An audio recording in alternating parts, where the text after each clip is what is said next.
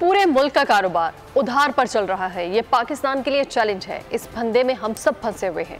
एहसन इकबाल की नारोवाल में मीडिया से गुफ्तगू। उन्होंने कहा 2 सालों में इस्लाहात के जब नताइज आएंगे मुल्क की मईशत दोबारा अपने पांव पर खड़ी होगी।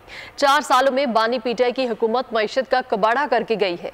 जब ये तबाही हो रही थी तो हम अपोजिशन के प्लेटफॉर्म से चीख चीख कर कह रहे थे कि इसकी नाअहली की कीमत कई साल कौम को अदा करना पड़ेगी।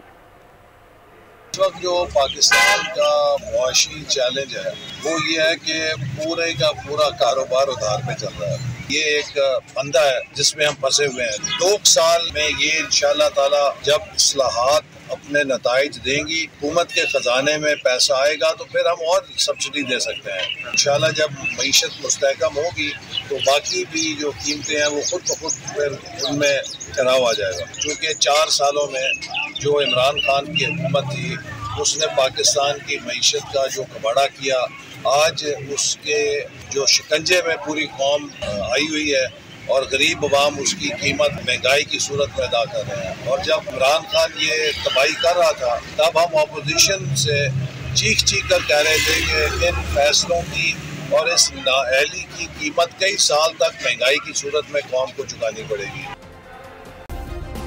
सब्सक्राइब करें और बेल दबाएं ताकि कोई खबर रह न जाए।